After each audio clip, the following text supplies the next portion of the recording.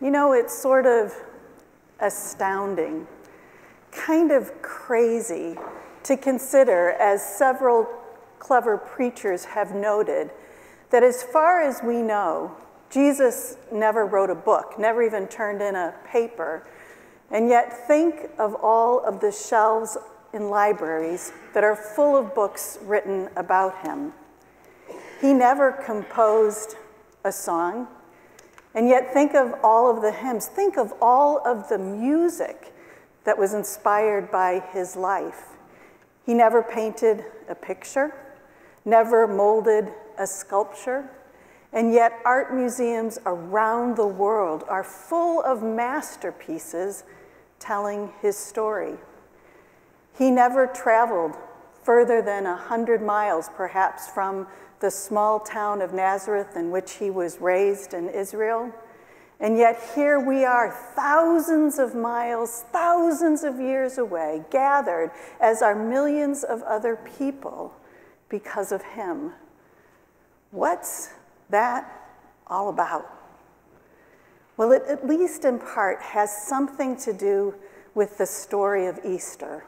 And this seems like kind of a good morning to take a closer look at that particular story.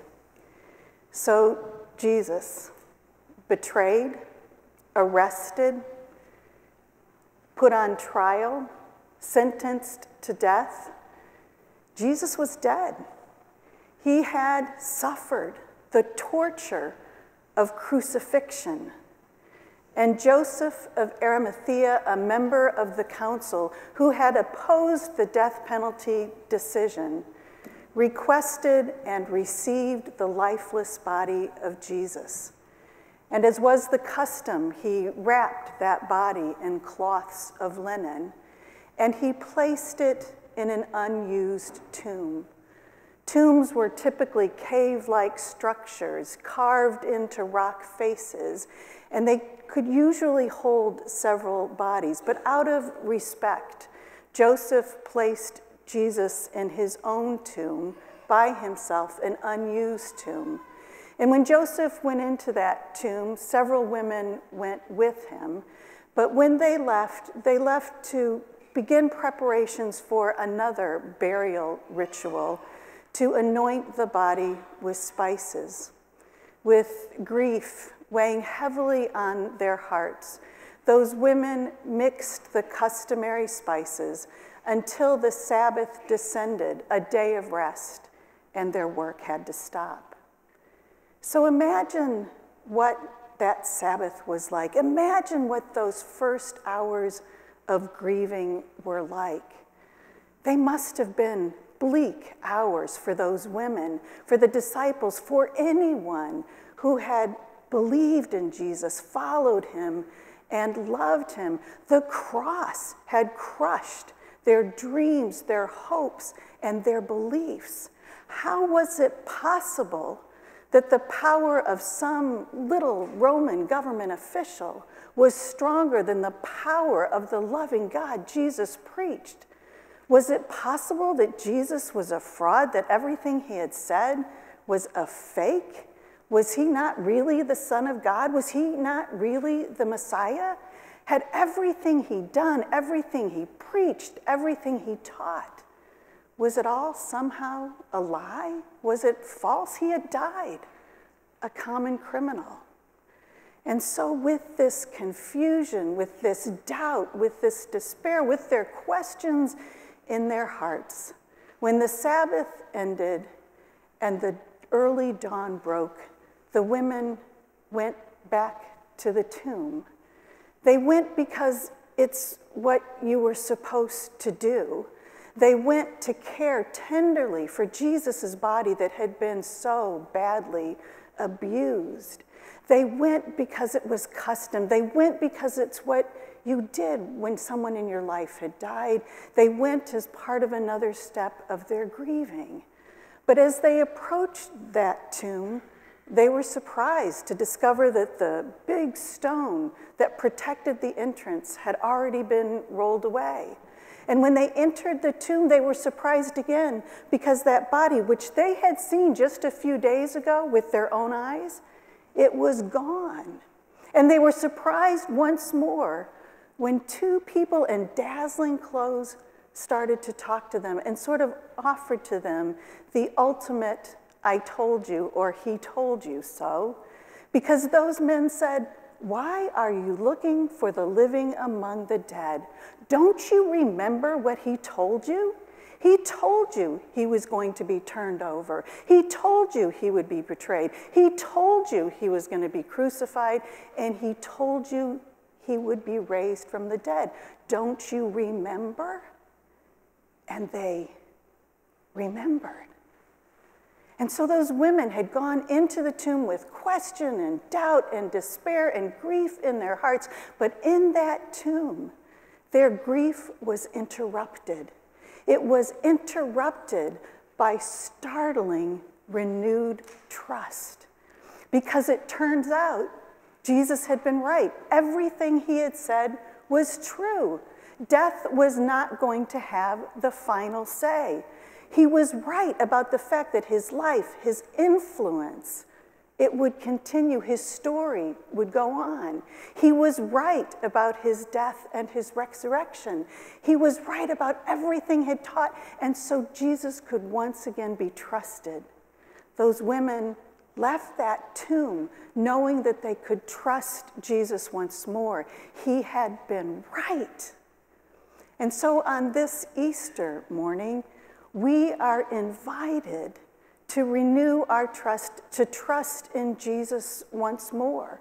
We are invited to trust his lesson that there is an unstoppable stream of life, an ever-flowing river of life in this world and in that next world, in the heavenly world with God. We can trust that death does not have the final say, that there is life to be lived here on this earth, and there's that unstoppable stream, and there is life to be lived in the heavenly realms as well. That is a promise. Jesus offered a promise that we can trust for ourselves and for our loved ones. But even more, on this Easter morning, the story of Easter tells us that when grief, when despair, when doubt threatens to overcome us, that there is that unstoppable stream of life that we are invited to step into, that we are invited to have life once more. Jesus can be trusted with that invitation into that unstoppable stream of life, and despair is turned into joy. Not that giddy kind of happiness, but that profound, deep joy that says there's goodness in the world, there is life to be lived, there is meaning, and there is purpose. There's a book that I've grown really very fond of, written by a Swedish author, Fredrik Backman, and it's called A Man Called Ove. I actually had to look up how to pronounce that Swedish name, but it's Ove. The central character in the book is Ove, who is a 59-year-old man and who is the definition of a curmudgeon. He is stubborn, he's short-tempered, he is judgmental, and he is always grumpy. He lives in a housing complex, and he has made himself the enforcer of all of the rules of the complex. And so at one point in the novel, he is described as someone whose black and white rules are very important, where his wife was all of the colors of the world. But Ove gets up every single morning, very early in the morning, to police the complex, to make sure no one has broken any rules, to make sure no one has had the audacity to put trash in the recycling bin or to leave a bicycle outside of the shed. And if someone happens to drive a vehicle where vehicles are prohibited, that is an unforgivable infraction to Ove. As the novel progresses, we learned that Uve's beloved wife, Sonia, has died of cancer 6 months earlier. And at first, Uve's able to handle his grief and his despair because he has a job. And when you have a job, the world is black and white, you get up and you go to your job. But after 6 months, one Monday morning, he goes into work and he's surprised to discover he's being let go, something about new technology. And that's when Uwe decides the despair is too great. The grief is just too overwhelming. And all he wants to do is end his life so that he can be joined again with his beloved Sonia. So over and over again, Uwe attempts to end his life. Over and over again, he fails at it because life keeps interrupting him. The unstoppable stream of life, he keeps getting the invitation to step back into life. People keep urging him to live. So the day when he tries to asphyxiate himself in the garage by closing the garage door and turning on the car, there's an incessant knock on the door, and it's his neighbor, a pregnant woman, who needs him to drive her to the hospital because her accident-prone husband has fallen off a ladder. He was taken in an ambulance. There wasn't room for her, so she needs him to drive her to the hospital. Or there's the time late at night when he's trying to use a gun, and then there's a racket on his front patio. And it turns out to be this young acquaintance, Mirsad. Uwe doesn't know him very well, but Mirsad has just come out to his father. His father has kicked him out of the house, and Mirsad thought maybe Uwe had an extra room. And of course, Uwe grumbles, I don't run a hotel, but he lets him in. And then there's the time when Uwe stands in the middle of a track with a subway train coming towards him. And he is bound and determined to stay there as that train barrels towards him. And then in the last moment, his eyes lock eyes with the very young driver of the train.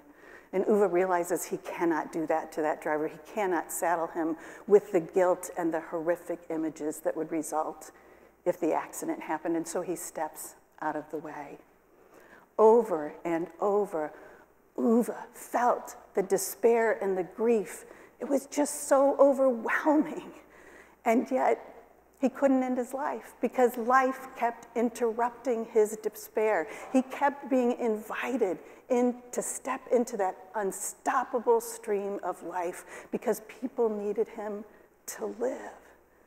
There are those times in our lives when grief and despair, it feels so overwhelming. But on Easter, we're invited to trust that there is this unstoppable stream of life that we can step into over and over again. When we hear about terrorism or senseless acts of violence, it can be hard to hold on to that trust that there's an unstoppable stream of life. But there is. Death will not have the final say. We can, even in our deepest moments of despair, get our toes wet and walk into that stream of unstoppable life where we will find goodness and we will find that life has meaning, life has purpose. And that is the other Easter lesson that is so important for us to trust this morning. The central message that Jesus taught over and over about how life has meaning, about how life has purpose, about what makes a good and faithful life. And that's loving God by serving and loving other people. And remember how radical that was when Jesus first started to teach that? He grew up in a very different tradition about commandments, about laws, about sacrifice, about obedience. And he came and he challenged that. And when he was in that tomb, his followers had to wonder, was any of that true? Was anything that he taught really true, or do we give that up? But death didn't have the final say. Jesus rose, and we know, we can trust that the way to have the most faithful and meaningful life is to love God by serving and loving other people. I came across an article that I was certain was going to be the absolute perfect story to uphold this point. It was written by Judith O'Reilly, and it was entitled, Why I Did a Good Deed Every Day. Judith O'Reilly begins the article by talking about how her mother and her stepfather were incredible role models when it came to caring for other people. Their entire lives, they gave generously to help other people. And now Judith was married, raising her own kids, and she realized she wasn't really helping other people very much, and she felt guilty about that and was certain she wasn't being a good role model for her children. And so she decided to resolve to do a good deed every day for an entire year. But unfortunately, her resolution sort of backfired because so many of the good deeds she decided to take on were huge projects, like creating a fundraising walk or asking everybody in the neighborhood to eat a jar of jam and then fill the jars with coins. And then she and her husband ended up counting all the money to give it to charities.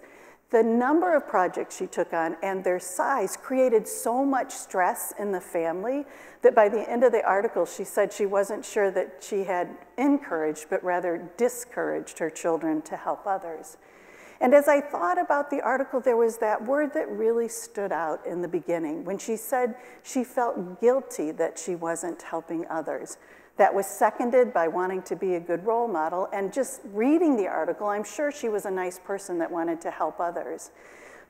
But it didn't come from that place of the core of her being, of the core of her understanding of life, and that's the difference.